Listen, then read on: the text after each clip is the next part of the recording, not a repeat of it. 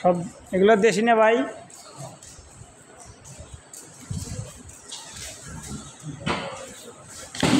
এই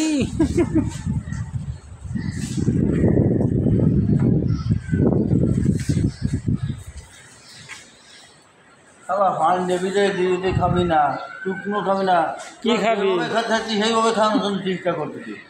আমরা তো খাওয়া কম দিচ্ছি না, সেইভাবে খাবি সেইভাবে। সেভাবেই খাওয়া, সমস্যা নেই তো। খাবি তো, খাবি না কে? সাদা গরু ভালোই দেখা যায়, ইন্ডিয়ান গরু এগুলো তো খারাপ না, সুন্দর দেখা যায়।